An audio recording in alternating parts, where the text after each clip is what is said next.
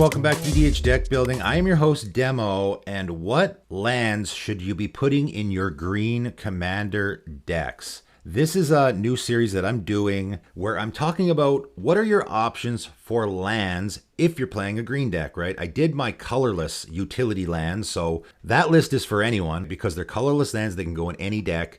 But what if you're playing a green deck? What are some of the options that are maybe a little less known that you can throw in there that'll give you a little bit more advantage? These are lands that only can go in a green deck. If your commander has a green color identity, whether it's mono green or 5 color, you can put these lands in there. So I'll first mention the cycling lands. This is the kind of stuff I'm talking about. If I'm making a mono green deck, other than just I'm putting a bunch of basic forests in there, or I'm putting a couple of lands off of that colorless utility lands list in there, what else could I put in there? Well, you can put some cycling lands in there, and I'm pretty sure every single color has 3. You have the Desert Cycle from Hour of Devastation, you have the original Urza Saga cycle, and then you have the Onslaught cycle. Slight differences, they all enter the battlefield tapped. That's not great. However, for me, if I'm making a mono green deck, I'm probably going to put all 3 of these in here. Because drawing lands later in the game, especially in a mono green deck where you can ramp and you're probably not going to have any issues with mana, you draw a land off the top of your deck on like turn 7 or 8, it's kind of useless, right? It's not very good for you. So you're going to want to pay 1 green or 2 colorless, or a colorless and a green, cycle it away so you can get a card that's a little more usable for you. It sort of filters your deck out a little bit, and the downside is pretty minimal. So in a mono green deck, I would probably play all 3. I'll mention the storage lands. There are storage lands in every color. However, I don't think green needs it. Green is the one color where storage lands probably isn't necessary because getting mana, ramping is never really an issue in green. You just put storage counters on it and basically store that mana so that you can use it. I just don't think, I've never put one in a green deck myself. I just don't think they're necessary. Castle Garenbrig is another option for you if you're playing a green deck, and how this isn't a legendary land, I don't know, but I'm not going to get into that. It enters the battlefield tapped unless you control a forest, which, again, unless you're playing this turn 1, that should not be an issue. You should almost always control a forest, so it's probably always going to come into play untapped, and it just taps to add 1 green, great. And then you can pay 2 green, green, and tap, add 6 green. Spend this only to cast creature spells or activated ability of creatures, which of course in a green deck is fantastic. Definitely a great include in a lot of green decks. Wirewood Lodge is another good one, and I'm sure a lot of people have seen this one before. It adds colorless mana, right? Some of these add green, some of these add colorless, but because it has the green activated ability, obviously you can only play it in a green deck. So you pay green and tap, untap target elf, and this is an absolute auto include in any elf ball deck, right? You always want to be untapping those elves that tap for mana so you can get more mana. You really can go nuts with it. Also, though, it's great if you just have a commander that's an elf. There's a lot of elf commanders out there that aren't doing any elf ball crazy stuff at all, and maybe you just want to untap your commander. Just check your commander, see if it's an elf. If it is, maybe you want to include this, right? I'd said the same thing about Swarmyard in my utility lands video, how just check if your commander is any of those creature types, and you probably want to include it in your deck. Wirewood Lodge could probably go in your deck if your commander is an elf, even if you don't really need the untapping thing that much. Gingerbread Cabin is an option for you, and this one is an actual forest. Okay, so you can go get this with a Sky Shroud claim, you can go get this with a Wood Elves. It enters the battlefield tapped unless you control 3 or more other forests. When it enters the battlefield, create a food token. So for me, I've never put this in a deck myself. The fact that it enters the battlefield tap unless you control 3 or more other forests, so now that's increasing the chances it's going to enter the battlefield tapped. It is giving you a food token. However, an artifact that you sacrifice to gain 3 life is very underwhelming in Commander. I don't know, maybe you're playing a life gain deck, a green life gain deck, maybe, I don't know. It is an option for you, though, if you're playing a green deck. Heart of Yavimaya is an interesting one. If Heart of Yavimaya would enter the battlefield, sacrifice a forest instead. If you do, put Heart of Yavimaya onto the battlefield. If you don't, put it in owner's graveyard. So basically, you just put it into play and you have to sacrifice a forest, okay? It can be a tapped forest, so you can use that forest first, then sacrifice it. It taps to add green. Also, you can tap it to give target creature +1/+1 until end of turn, right? So it's a land that can give a creature +1/+1. You got to sacrifice the forest, sure, but giving a creature +1/+1 can be pretty decent sometimes. Jungle Basin. Jungle Basin enters the battlefield tapped. Not great. When it enters the battlefield, sacrifice it unless you return an untapped forest you control to owner's hand. Also not great, but you tap it to add a green and a colorless, right? So it taps for 2 mana.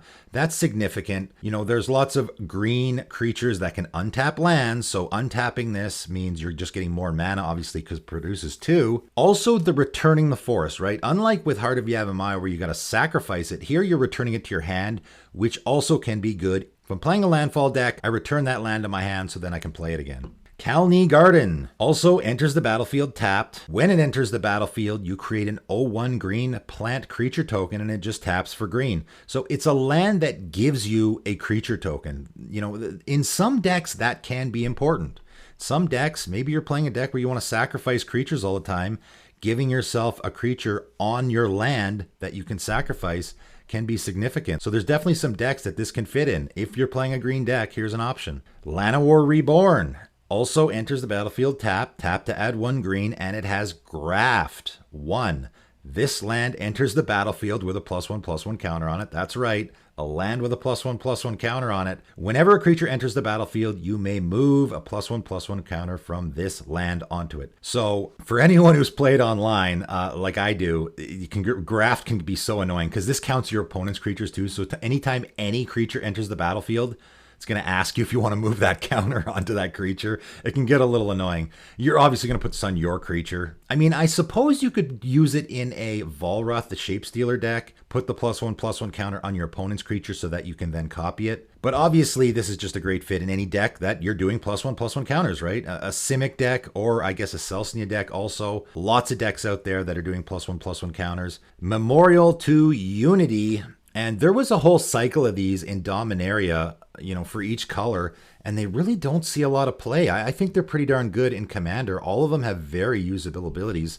Enters the battlefield tap, you tap to add a green, and you can pay 2 and a green and tap, sacrifice Memorial to Unity, look at the top 5 cards of your library, you may reveal a creature card from among them and put it into your hand. Then put the rest on the bottom of your library in random order. That seems pretty good. For a land that comes into play tapped earlier in the game when you don't really care, and then now I'm on turn 6 or 7 or something, and I'm looking for answers, my hand's looking a little thin, maybe I tap this and look at the top 5 cards and get a creature? That seems pretty good to me. Mosswort Bridge, and I'm sure everyone's seen this one before. Pretty popular Commander staple. Been printed in a whole bunch of Commander sets. It has Hideaway. It enters the battlefield tapped. When it does, you look at the top 4 cards of your library. You exile 1 face down and then put the rest on your bottom of your library. Taps to add a green, and then you can pay a green and you may play the exiled card without paying its mana cost if creatures you control have total power 10 or greater. This is probably the most popular one of the cycle. In fact, it's definitely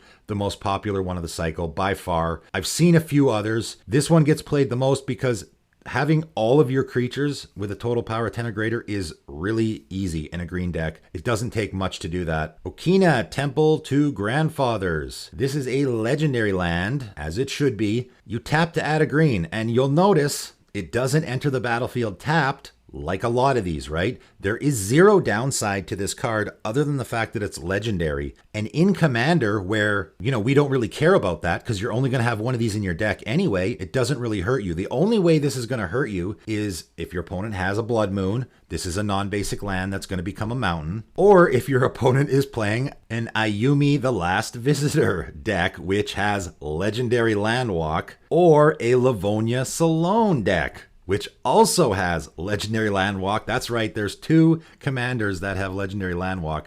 So it's going to hurt you there, but I don't think that's going to matter so much. And it has pay 1 green and tap, target legendary creature gets +1/+1 until end of turn. Guess what? We all got a legendary creature in our deck, I guess, unless you're playing a Planeswalker as your commander, but then you probably still do have legendary creatures in your deck. You're always going to find an opportunity to use this ability. And again, there's almost no downside here, so there's really almost no reason not to put this in your deck. Pretty fantastic include. Oran Reef the Vastwood. or in Reef the Vastwood enters the battlefield tapped. Tap it to add 1 green. But more importantly, you tap it to put a +1/+1 counter on each green creature that entered the battlefield this turn. Again, this is another one that's been reprinted in a few commander sets. I'm sure a lot of people have seen it. It's like an auto including a lot of decks. It can be really, really fantastic. It's more for a go wide strategy. It only works on green creatures, but it's going to put a +1/+1 counter on each of them. If you have a symbiotic worm in play and it dies, you're going to create 7 1/1 green insect creature tokens, and then you can put a +1/+1 counter on all of them, which is pretty darn good. Pendlehaven. This is an interesting one. Again, a legendary land. Tap to add 1 green. So again, doesn't come into play tapped. No downside here really at all, other than it's a non-basic land, which sometimes can be a downside. And you can tap it, target 1/1 creature gets +1/+2 until end of turn. Not a super overwhelming ability. If your commander is a 1/1, you can give it +1/+2 until end of turn. If, again, you're playing an insect or elf tribal deck or a deck with lots of 1/1 creatures, you can give it +1/+2. It's not a super fantastic, awesome ability, but why not put this in your deck, right? There's almost no downside, so why wouldn't you play it if you can use the ability? Treetop Village enters the battlefield tapped, taps to add 1 green mana, and you can pay 1 and a green. Treetop Village becomes a 3/3 green ape creature token with trample until end of turn. If you're looking for a man land in green, this is definitely one you can use. 2 mana to make a 3/3 with trample is not too bad of a rate. Gaia's Cradle. Yep, this goes in green decks, definitely. If you can afford it, probably any mono green deck could use this card. The only downside here, again, it is legendary and it is a non-basic land, so that there's that. But if you have no creatures, it taps for 0 mana. So there is that downside, you know. If I'm trying to downsell this a little bit, I mean, if someone board wipes, all of a sudden your Gaia's Cradle taps for 0 mana. But obviously the upside is so massive that it doesn't really matter. And lastly today, Yavimaya Hollow, which also is kind of an expensive card. And that's why I saved it until last, after I mentioned Gaia's Cradle, because by comparison, it looks pretty darn cheap. This is one of my personal favorites. It taps for colorless mana, right? So it's a legendary land again.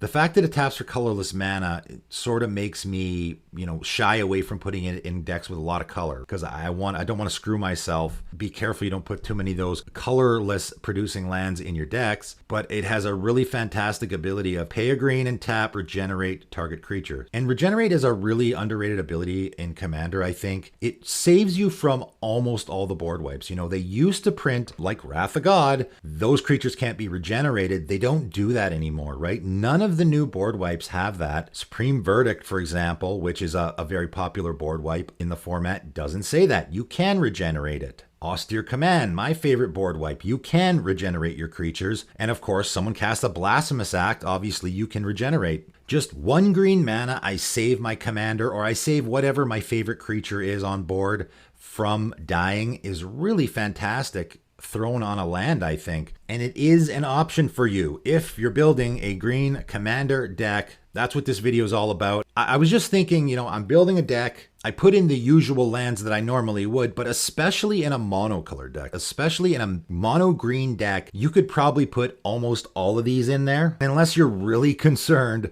about the Blood Moon, you got a guy in your play group who likes to play Blood Moon or Ruination maybe. But other than that scenario, there's really almost no downside to putting stuff like this into a mono green deck or even a 2-color deck. But just like I said in my colorless lands video, you got to be careful. Once you get up there in the colors, 3 colors, 4 colors, etc., you got to be a little careful with how many of these you put in your deck, right? Although most of them do actually produce green mana, so you should be okay. So that is it. That is lands that you could be putting in your green commander decks if you choose to. That's it for today. Thanks for tuning in.